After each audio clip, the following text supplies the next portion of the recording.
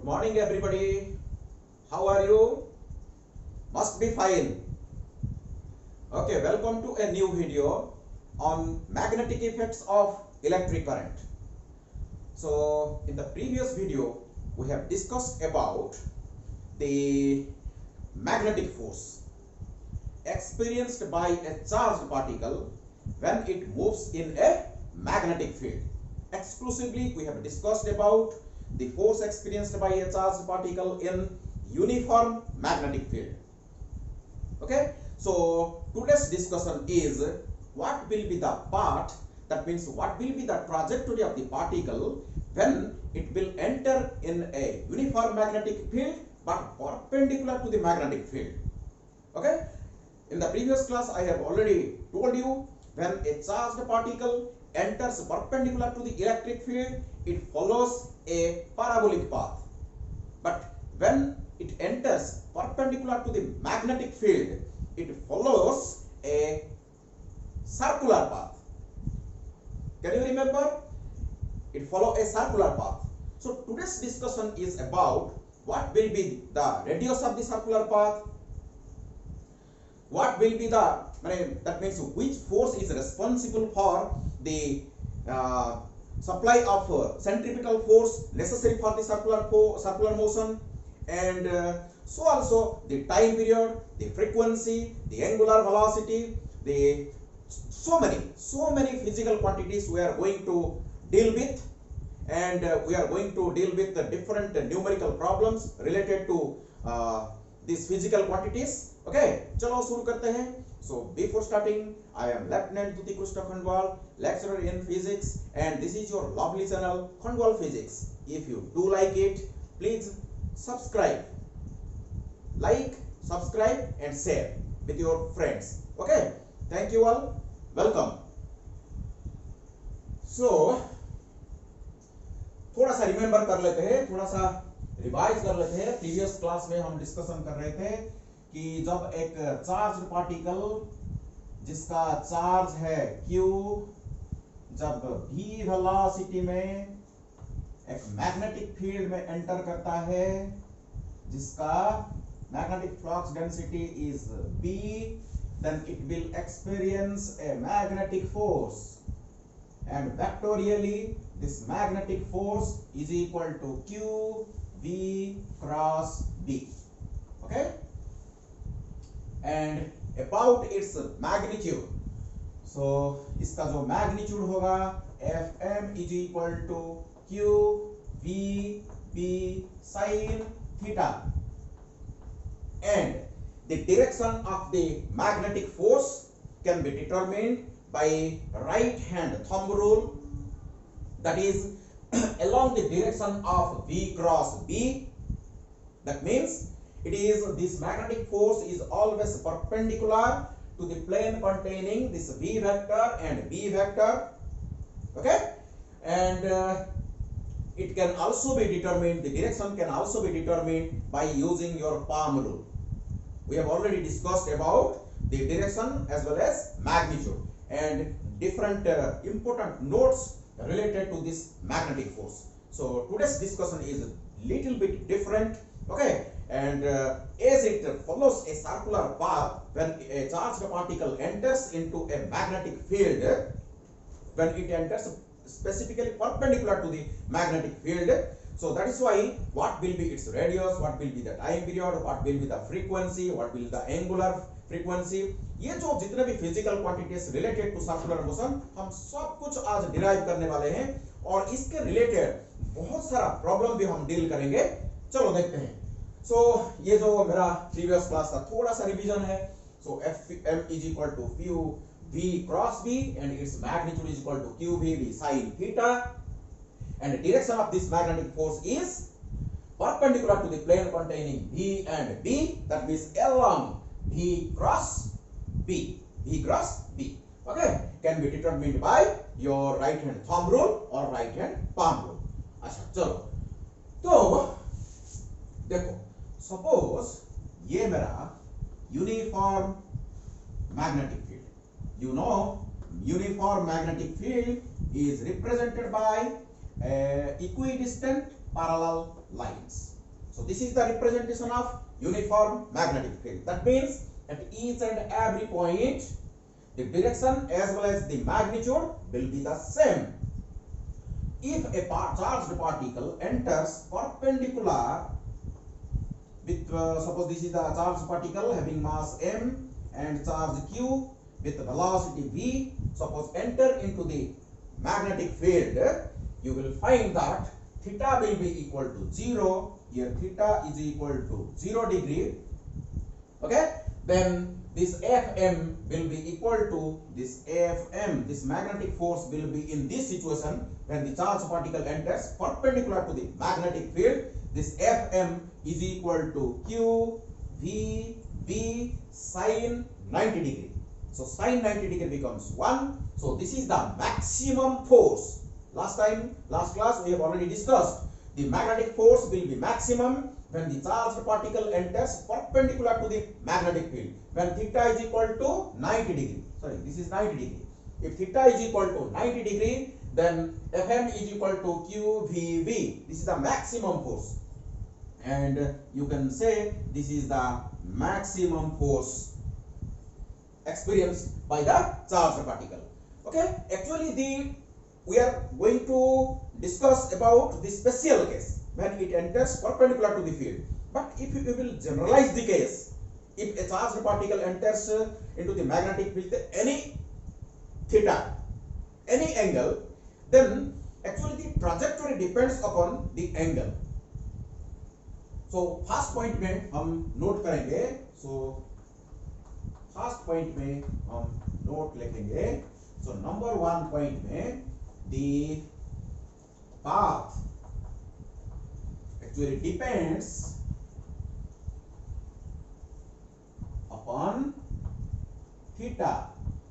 It's very important. एक जो important point में यहां नोट करते जाऊंगा. प्लीज नोट और पेन लेके बैठ जाओ, एक पॉइंट को नोट करते जाओ. इसके बाद इससे रिलेटेड हम प्रॉब्लम करेंगे to strengthen the concept. The path of the charged particle when it enters a magnetic field depends upon the angle theta. Okay, so number 2 point में देखो, suppose this is a magnetic field. If the charged particle enters along the direction of the magnetic field, that means theta is, if V is parallel to magnetic field अगर होगा, that means theta is equal to अगर 0 degree होगा, if theta is equal to 0 degree, then can you tell me what will be the path? Please tell me. If theta is equal to 0 degree, अगर theta is equal to 0 degree होगा, देखो यहाँ theta 0 डालो, so sin theta is equal to 0 हो जाएगा, तो magnetic force will be 0. The magnetic force will be 0. The particle will experience no magnetic force, 0 magnetic force. That means there is no effect on the charged particle when it enters along the direction of the magnetic field. So if theta is equal to 0 degree, this implies your Fm is equal to 0. Last class भी इसके बारे में हम discussion किए थे. और if the charged particle Q enters opposite to the direction of the magnetic field, that means if theta is equal to 180 degree, here also you will find sin 180 degree is equal to again 0. So again Fm is equal to 0. In both these situations, if the charged particle is traveling along the direction of the magnetic field or opposite to the direction of the magnetic field, the charged particle will not experience any force. Charge particle के ऊपर कोई force नहीं लगेगा. अगर कोई force नहीं लगेगा तो जो यूनिफॉर्म वेलोसिटी v में ये ट्रैवल कर रहा है, उसी फिर ये जो वेलोसिटी मेंटेन होगा, कांस्टेंट वेलोसिटी में ये ट्रैवल करेगा, इधर भी और इधर भी, क्योंकि इसके ऊपर कोई फोर्स नहीं लगेगा. जब तक कोई फोर्स नहीं लगेगा, ना एक्सेलरेशन होगा ना रिटार्डेशन होगा. That means the particles velocity will be constant. The particle velocity will remain constant. That means this implies v is equal to constant।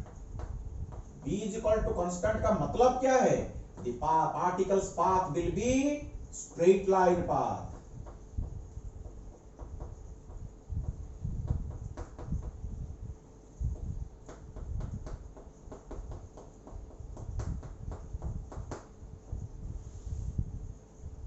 That means the trajectory of the charged particle will be straight line। Clear हो गया? Clear हो गया? Okay, तो हम third point में discussion करेंगे जो हमारा स्पेशल केस था। मैंने आपको बताया, if the charge particle enters perpendicular to the magnetic field, you see this is 90 degree, theta is equal to, अगर 90 डिग्री होगा then what will happen in this situation. आपको याद है ये जो direction of force can be determined by Fleming's left hand rule also, right hand palm rule also, right hand thumb rule also. Okay, so अगर आप इधर देखोगे तो ये तो वेलोसिटी का डायरेक्शन है और ये मैग्नेटिक फील्ड का डायरेक्शन है, तो v cross d, right hand अगर थंब रूल में यूज करूंगा, this is the direction of v, along I will curl my fingers towards the b, towards b, so direction of the direction of magnetic force will be into the bore। तो ये particle क्या करेगा? Circular motion करेगा, क्योंकि मैं आपको बताया था अगर वेलोसिटी को फोर्स अगर परपेंडिकुलर होगा, वेलोसिटी को फोर्स अगर परपेंडिकुलर होगा, आप देखो the magnetic force is perpendicular both to velocity vector and magnetic field vector। okay, अगर magnetic force is perpendicular to the velocity vector, it can change only the direction of motion। it will not increase the speed, it will not decrease the speed।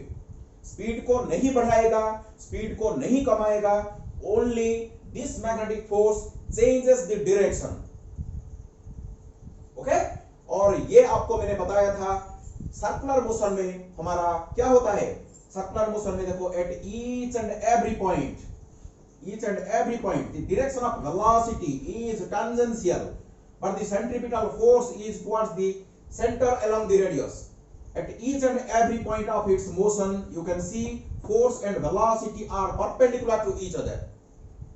so particle क्या कौन सा motion कर रहा है? ये uniform circular motion कर रहा है, और वही सिचुएशन इधर हो रहा है।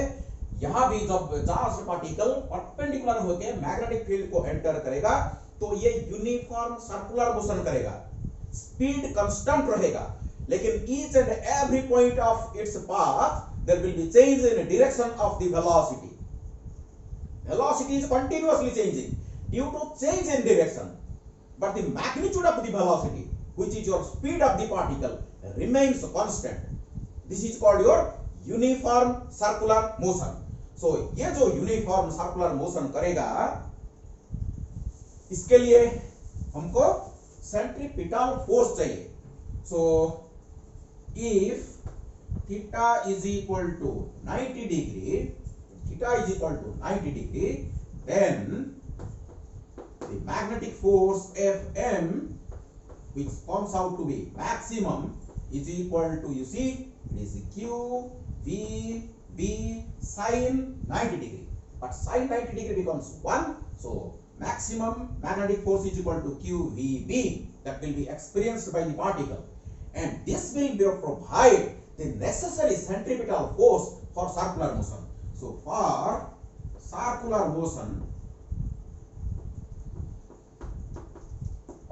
motion, your centripetal force, actually centripetal force कोई force नहीं होता है।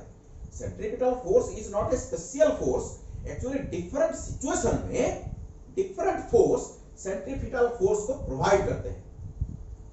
ओके, जो एक देखो हमारे सन के चारों तरफ घूम रहे हैं, तो the necessary centripetal force is provided by gravitational force. You see electrons are revolving around the nucleus in circular orbits, the necessary centripetal force is provided by electrostatic force of interaction between positively charged nucleus and negatively charged electron. Okay, that means in different situations centripetal force is provided by different forces, and in this situation the centripetal force necessary for circular motion will be provided by your magnetic force. Clear? So you know, if the mass of the particle is m, if it is moving in a circle of radius r with the uniform speed v, then the necessary centripetal force will be equal to mv square divided by r. आपको ये पता होना चाहिए, 11th standard में circular motion में आपको ये सब पता है. So this necessary centripetal force will be provided by the magnetic force. Over here it is QVB. Okay, so this is the simple concept, this is the only equation exploiting which we can find out the radius of the circular path, the time period of the circular path, the frequency of circular path, the angular frequency of circular path. Everything can be derived from this simple concept. चलो एक काम करते हैं, एक v को इधर cancel कर लेते हैं. सो बाकी आपको मिल गया, देखो आपको मिल गया radius of the circular path. यहाँ से आप कैलकुलेशन कर सकते हो. इधर r को हम लेते हैं. So r is equal to mv divided by q. ये मेरा पहला equation, first equation, radius of the circular path. चलो इधर कलेक्ट करते हैं, एक एक इक्वेशन को हम इधर लिखते हैं.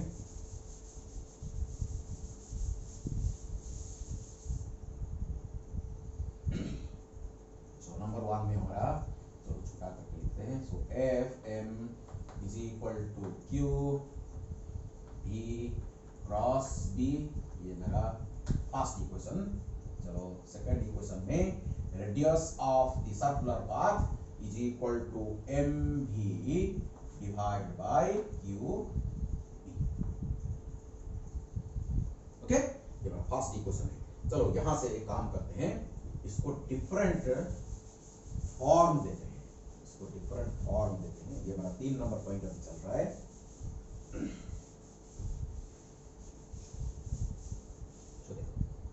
So R is equal to mv divided by qb. So R is equal to mv divided by qb. Clear? तो बताओ mv, product of mass and velocity of the particle, is nothing but your momentum. So momentum divided by qb. This is another form of your radius of the circular path. And you see, suppose kinetic energy, suppose Ek, kinetic energy is equal to, suppose Ek is equal to half mv square, half mv square. मैं एक काम कर रहा हूँ, इधर एक मास multiply करूंगा, इधर भी एक मास मल्टीप्लाई करूंगा. ओके, ये 2 को मैं इधर लेके आ जाऊंगा.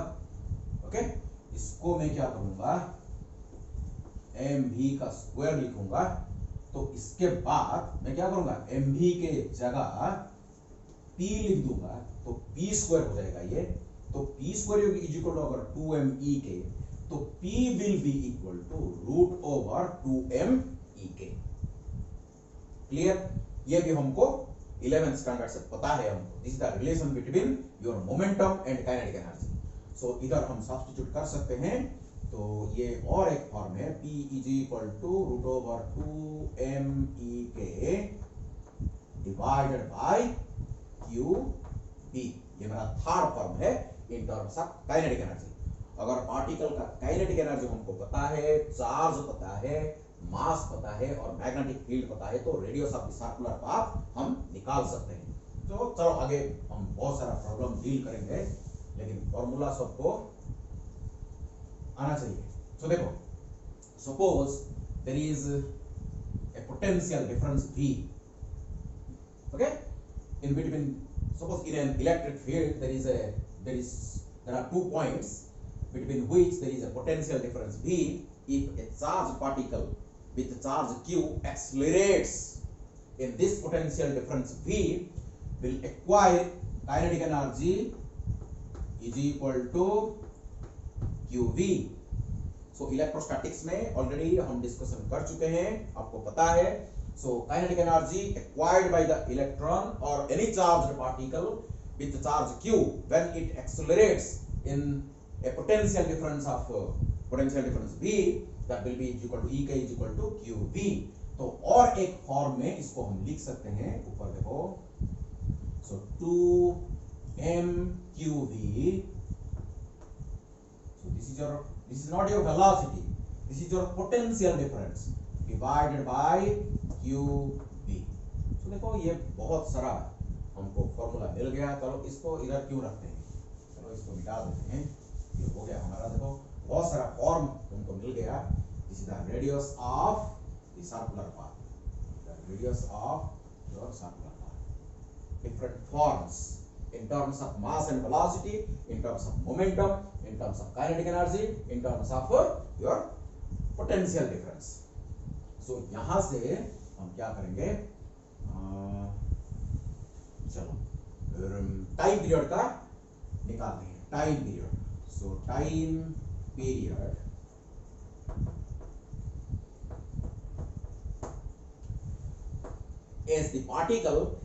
as the particle, that means the charged particle, when enters perpendicular to the magnetic field, it executes uniform circular motion।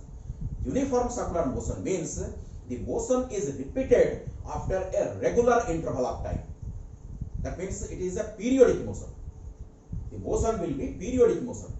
periodic motion में एक सर्कुलर कंप्लीट, एक मोशन, that means एक सर्कुलर, एक रोटेशन कंप्लीट करने के लिए जितना टाइम लगता है, the time required for the particle to complete one revolution is called your time period। okay, तो टाइम पीरियड अगर इसको हम कैपिटल T में रिप्रेजेंट करेंगे, okay, तो time period of revolution is equal to क्या होगा, total distance divide by velocity.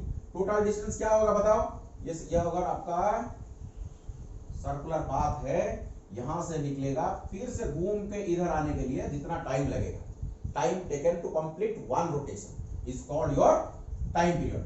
अगर इसका जो स्पीड है, स्पीड अगर v होगा और इसका जो रेडियस अगर r होगा, तो टोटल पाथ कितना होगा, एक कंप्लीट रोटेशन में ये कितना पाथ कवर करेगा, 2 पाई r पाथ कवर करेगा with speed v। total distance divided by the speed with which it is revolving, so 2 pi r divided by v, so is equal to 2 pi, okay, r divided by v।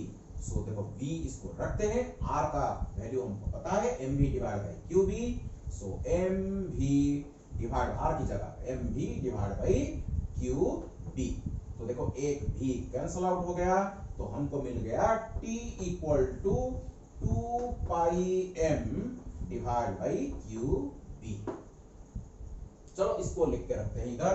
So time period of revolution is equal to 2 pi m divided by q times v। ये और एक important point है हमारे लिए। So next हम जाएंगे frequency, frequency of revolution. आपको पता होना चाहिए सर्कुलर मोशन में फ्रीक्वेंसी का मतलब क्या है, number of complete rotations in unit time. Unit time में जितना ये रिवॉल्यूशन कंप्लीट कर रहा है, इसको बोलते हैं frequency. Okay, so we know frequency is equal to reciprocal of time period. Frequency of revolution is equal to reciprocal of time period. So just we have to take the reciprocal, that means it is qb divided by 2 pi m, just time period का reciprocal, time period का reciprocal qb divide by 2 pi m।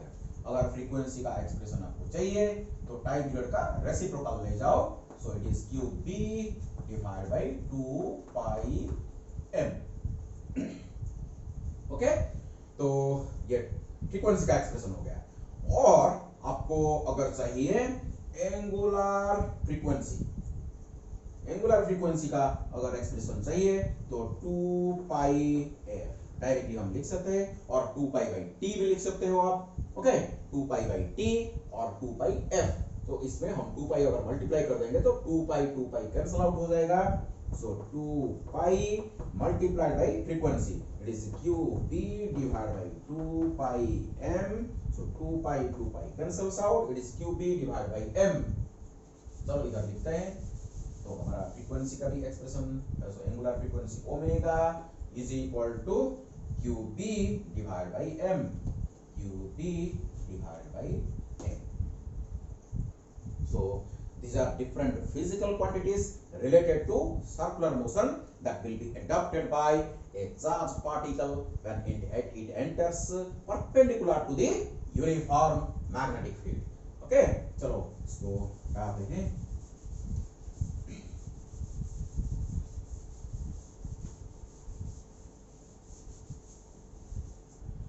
देखो ये जो expression आप देख रहे हो हम इसको और डिफरेंट फॉर्म दे सकते हैं अगर और एक फिजिकल क्वांटिटी है जो जिसको बोलते हैं charge per unit mass, charge per unit mass which is called your specific charge, which is called your specific charge.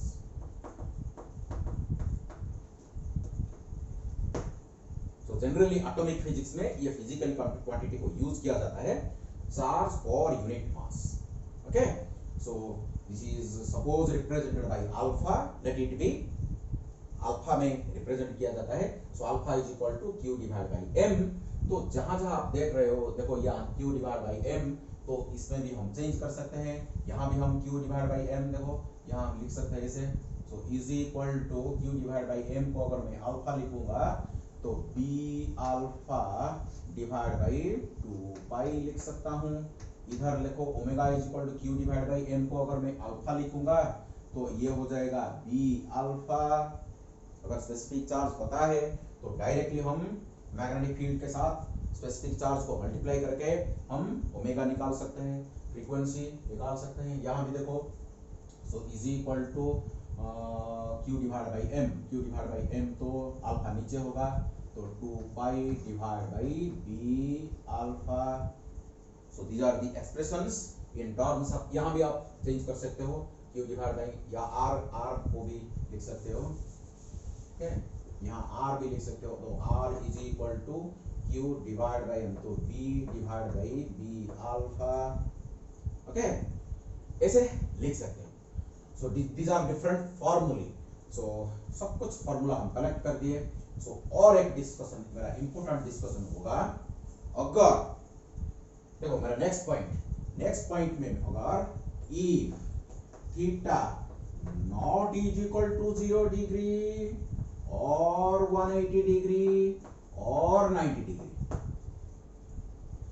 Theta अगर 0 डिग्री होगा और 180 डिग्री होगा तो स्ट्रेट लाइन पाथ में पार्टिकल मूव करेगा. Okay the trajectory of the particle will be a straight line when theta is equal to 0 degree और 180 degree. If the particle enters perpendicular to the magnetic field the particle will execute uniform circular motion. If theta is other than 0 degree or 180 degree or 90 degree, then what will be the path? इसके ऊपर हम discussion करेंगे. चलो please concentrate करो, थोड़ा सा conceptual part है. Suppose ये मेरा सपोज इसको x एक्सिस मानते हैं, इसको y एक्सिस मानते हैं. ओके ये मेरा कोऑर्डिनेट सिस्टम है.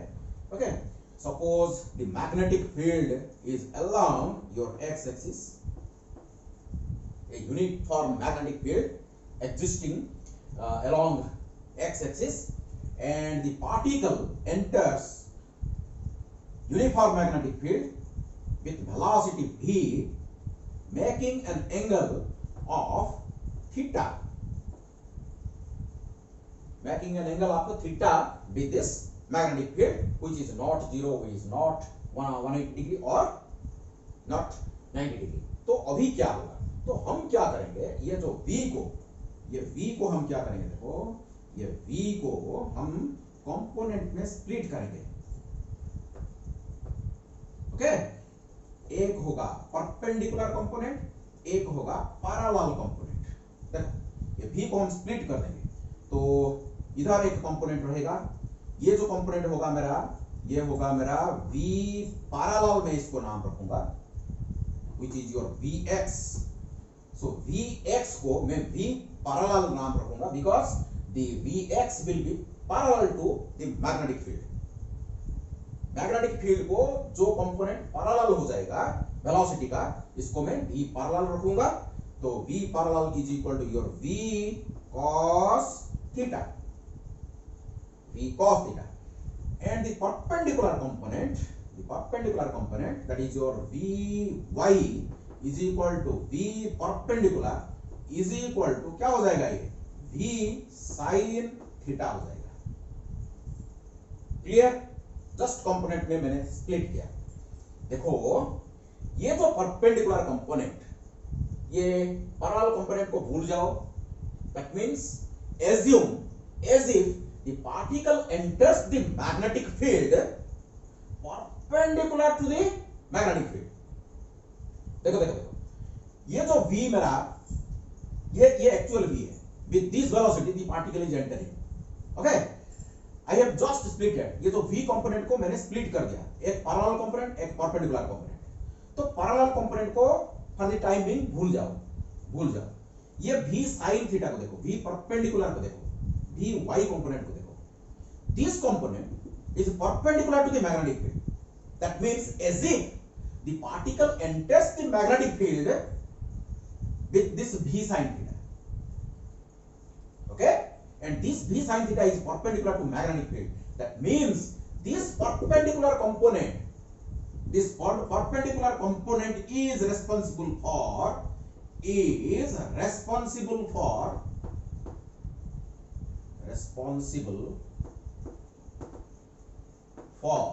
circular motion।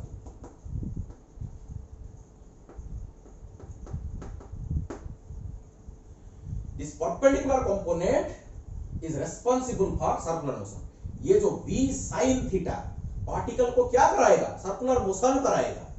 लेकिन ये जो पैरेलल कंपोनेंट, ये पैरेलल कंपोनेंट, इसके ऊपर कोई फोर्स नहीं लगेगा। ये देखो पहले हमको पता है अगर थीटा 0 डिग्री होगा तो मैग्नेटिक फोर्स विल बी 0। तो ये जो parallel component is along the direction of the magnetic field, तो ये वेलोसिटी में मैग्नेटिक फोर्स नहीं लगेगा। That means this V cos theta will remain constant। That means the particle will proceed in this direction along the direction of the magnetic field। इस direction में travel करेगा constant velocity में, V cos theta velocity में along the direction of the field, ये तो travel करेगा ही करेगा, linear motion करेगा। इसके साथ ये V sin थीटा कंपोनेंट इसको सर्कुलर मोशन कराएगा। That means this V parallel, मैं इसको थोड़ा सा हटाता हूं इसको यहां से। तो देखो V parallel, that means this V perpendicular, this is V parallel is responsible for linear motion। यहां दो मोशन होगा, very very important point, keep in mind. देखो ये मेरा B का डायरेक्शन है along x axis and this is the velocity, suppose this is angle theta। सो इसका दो कंपोनेंट होगा, एक होगा आपका V पैरेलल जिसको मैंने नाम दिया, ये जो मेरा Vx है that is V parallel is equal to V cos theta which is along the direction of the magnetic field. अगर मैग्नेटिक फील्ड की डायरेक्शन में कोई चार्ज पार्टिकल मूव करता है, इसके ऊपर मैग्नेटिक फोर्स 0 होता है, तो V cos थीटा कंपोनेंट के ऊपर कोई फोर्स नहीं लगेगा। लेकिन इसका जो परपेंडिकुलर कंपोनेंट जिसको हम नाम रखे हैं Vy is equal to V perpendicular is equal to V sin theta, this is responsible for circular motion. तो अभी क्या होगा, देखो ये वेलोसिटी, ये मैग्नेटिक फोर्स, ये ऐसे वेलोसिटी, ये मैग्नेटिक अंदर रहेगा, मैग्नेटिक फोर्स का डायरेक्शन अंदर रहेगा, तो ये ऐसे मोशन करेगा, सर्कुलर मोशन। सो सर्कुलर मोशन के साथ देखो, ये सर्कुलर मोशन के साथ क्या करेगा, ये आगे बढ़ेगा, सर्कुलर मोशन भी करेगा, इसके साथ आगे भी बढ़ेगा। ये सर्कुलर मोशन कौन कर रहा है, ये जो perpendicular component v sin theta, आगे इसको कौन ले जा रहा है, ये parallel component v cos theta. तो दो मोशन का कॉम्बिनेशन होगा। ए मोशन को हम बोलते हैं हेलिकल मोशन,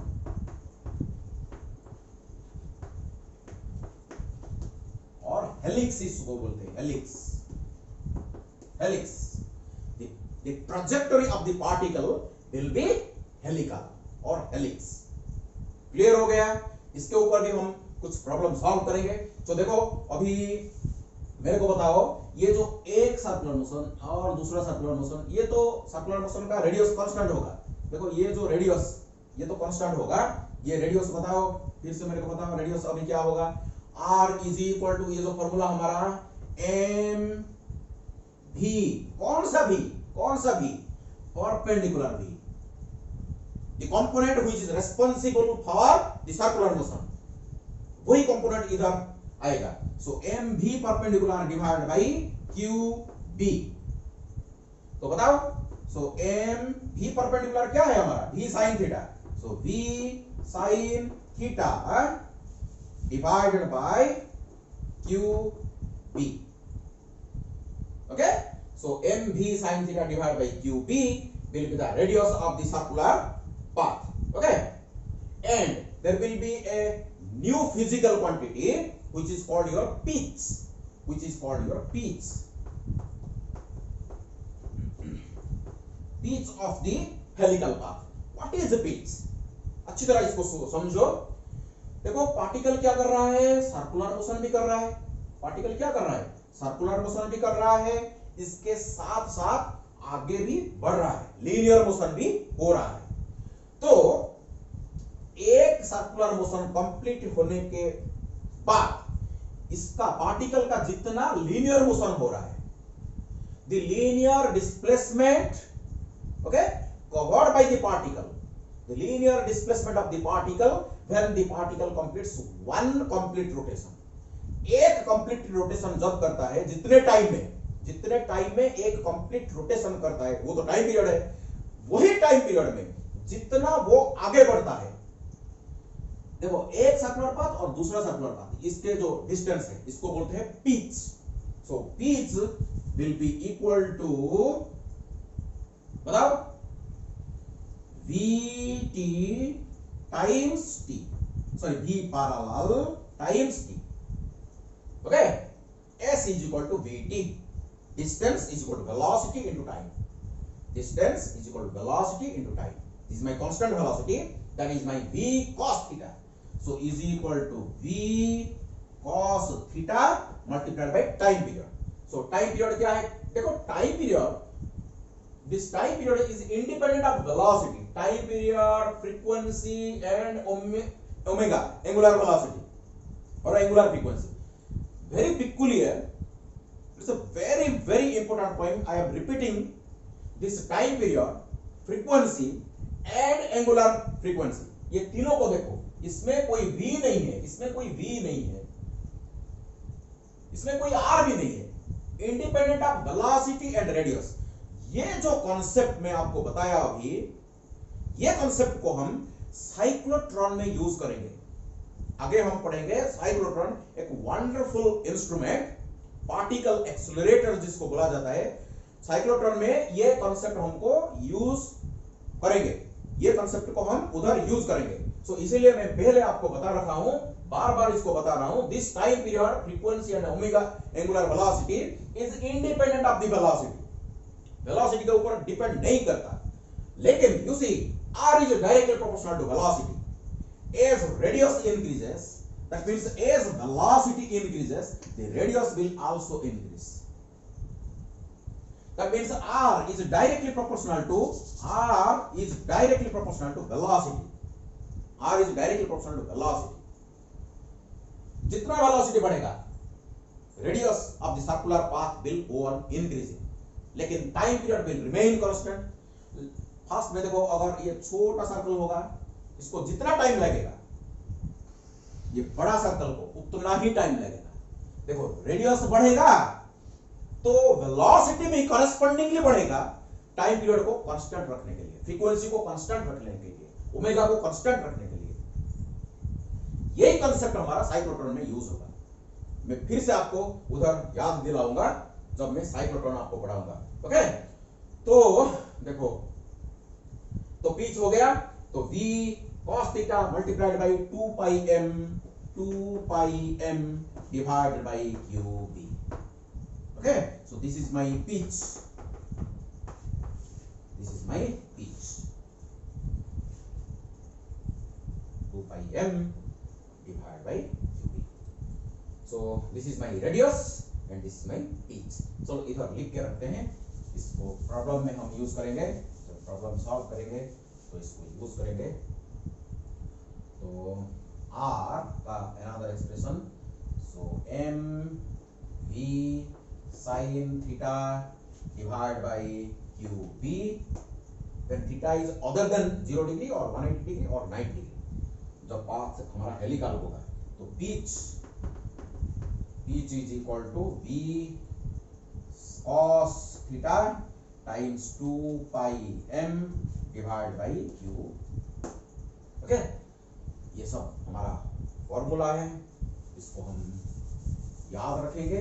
इसके साथ साथ डिराइव करने का जो बेसिक नॉलेज हमारे पास होना चाहिए। हो सकता है इतना सारा फॉर्मूला हमारा याद न रहे, देखो बहुत सारा फॉर्मूला है, हो सकता है हमारा याद न रहे, लेकिन हमको बेसिक, दैट मींस फंडामेंटल आपका मजबूत होना चाहिए, तुरंत आपको डिराइव करना आना चाहिए। ठीक है, वेरी सिंपल।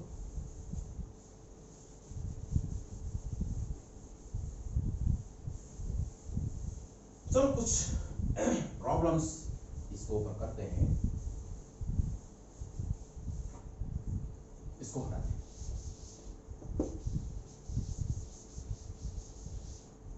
सो इसके रिलेटेड कुछ प्रॉब्लम्स न्यूमेरिकल्स सॉल्व करते हैं कंसेप्ट को मजबूत करने के लिए। चलो मेरा एग्जांपल नंबर 1, तो आपको डबली आयोनाइज्ड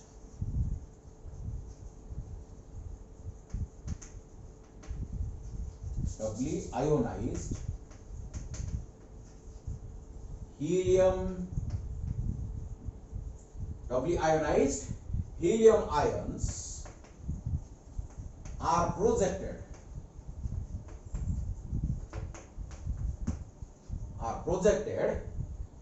with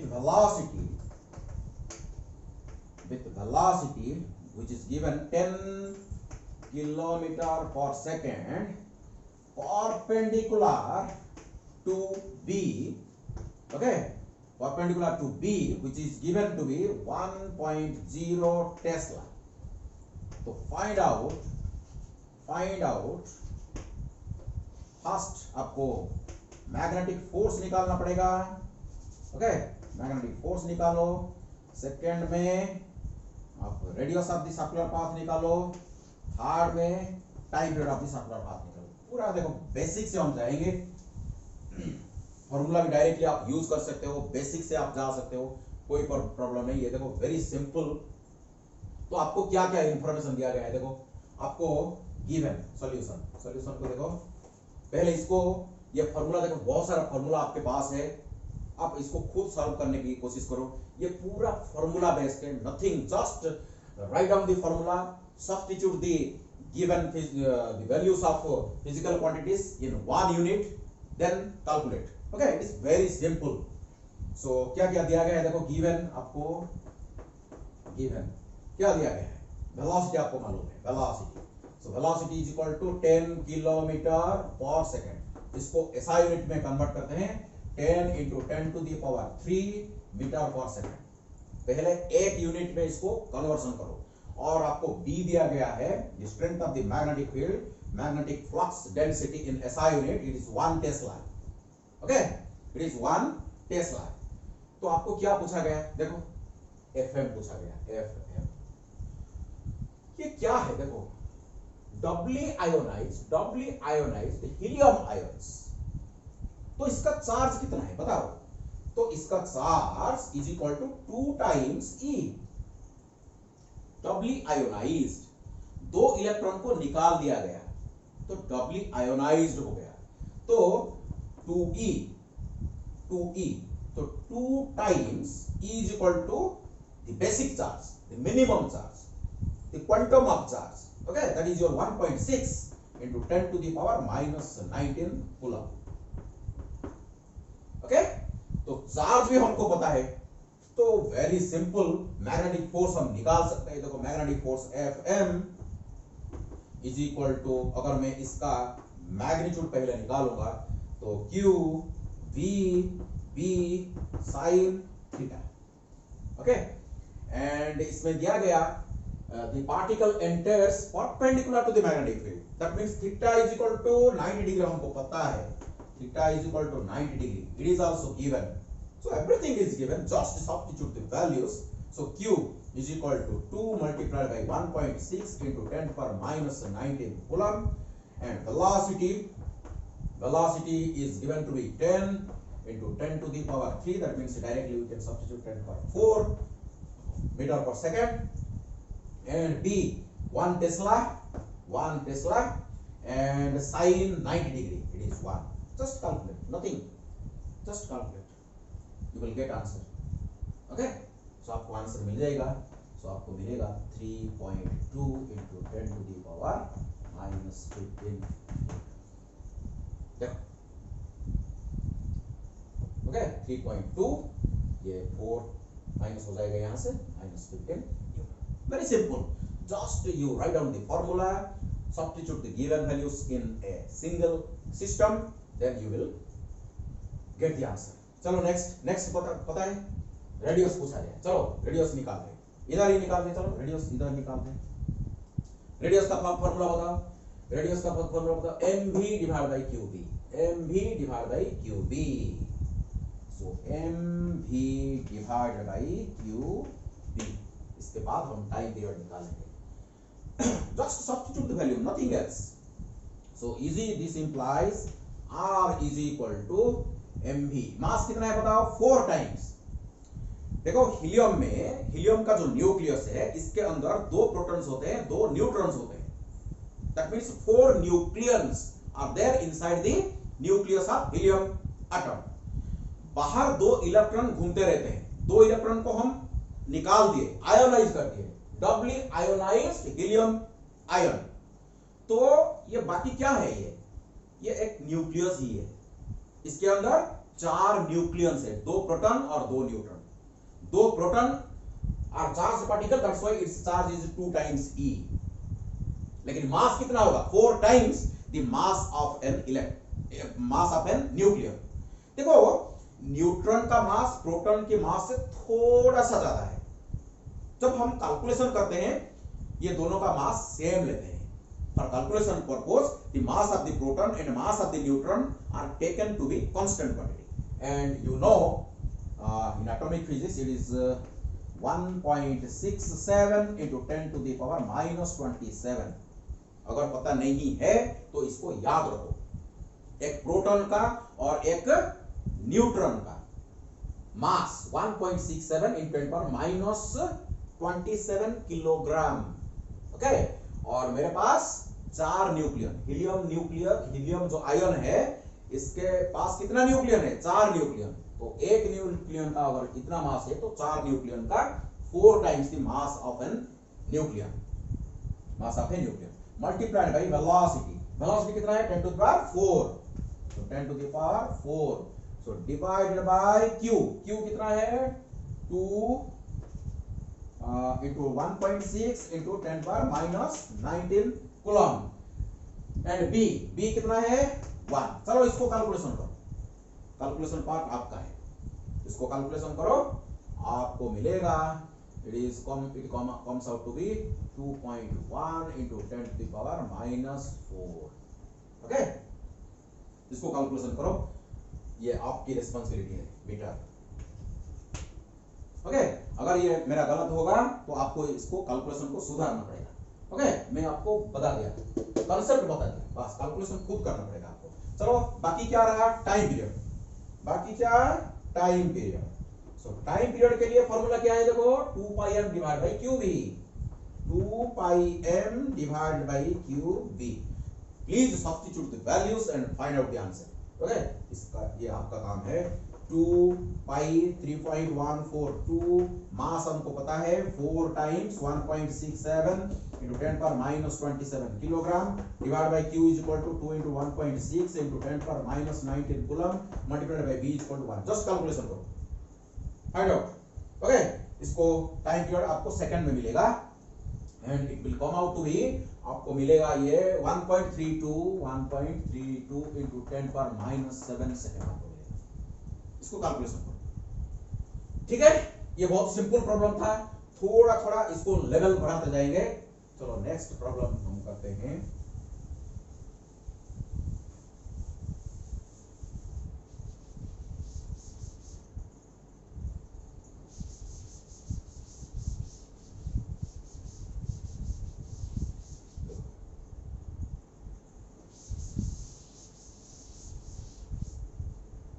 एग्जाम्पल 2 में आपको दिया गया stream of protons and deuterons are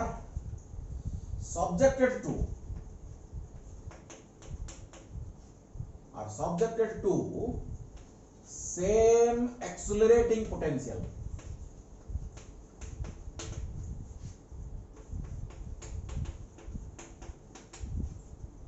and acquire same kinetic energy, enter perpendicular to the magnetic field, which is perpendicular to magnetic field. Okay, perpendicular to magnetic field B. Okay, stream of protons and deuterons are subjected to same accelerating potential and acquire same kinetic energy. Kinetic energy same है, एक एक proton का और एक एक deuteron का kinetic energy same है given.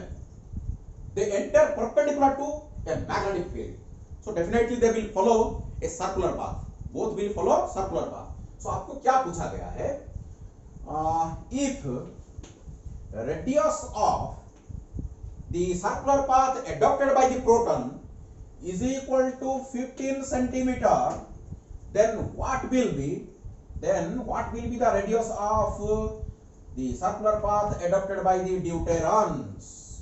मैं शॉर्ट में लिख दिया, क्वेश्चन को शॉर्ट में लिख दिया। क्वेश्चन को समझो, stream of protons and deuterons with same kinetic energy are entering perpendicular to the magnetic field. If the radius of the circular path adopted by the protons are 15 centimeter, then what will be the radius of the circular path for the deuterons? ये मेरा प्रश्न है। चलो इसको कैसे solve करते हैं देखते हैं। तो again it is very simple, आप इसको पॉज करके खुद सॉल्व कर सकते हो, कोशिश करो।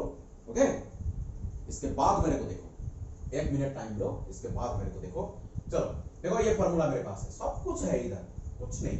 तो देखो, r of the proton, radius of the circular path adopted by the protons is equal to mass of the proton, velocity of the proton divided by charge of the proton, and b तो constant है। both the particle, both the streams are entering to the same magnetic field, तो b तो constant है।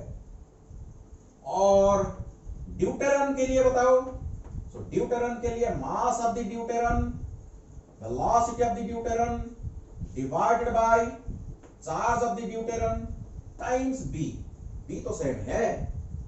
चलो एक काम करते हैं, इसका रेशियो लेते हैं।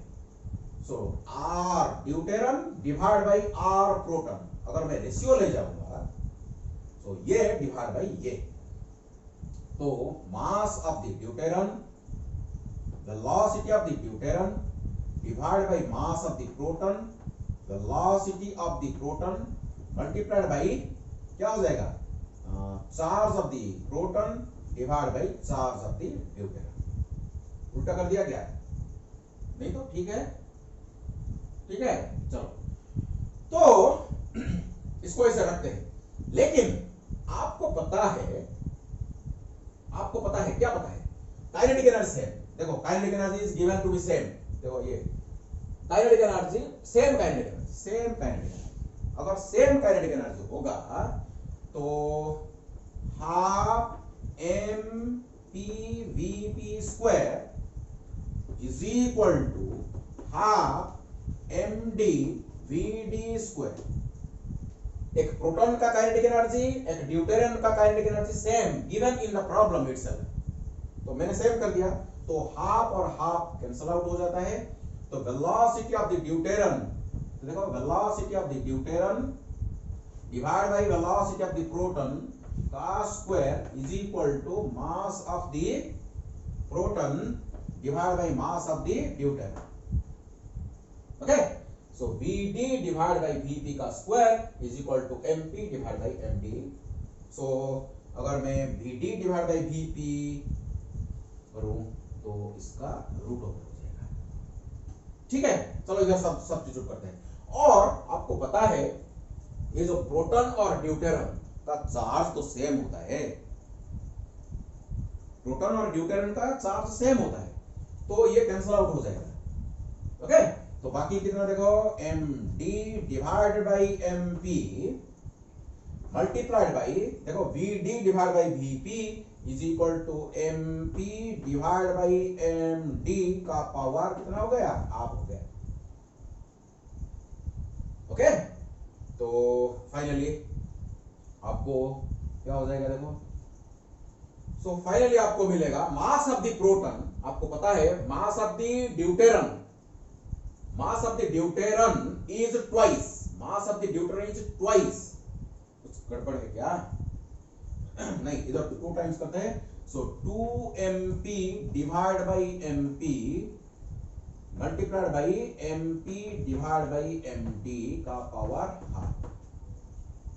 ओके, तो अल्टीमेटली आपको क्या मिल रहा है? अल्टीमेटली आपको मिल रहा है √2 मिल रहा है, आपको √2 मिल रहा है। सो √2 अगर मिल रहा है तो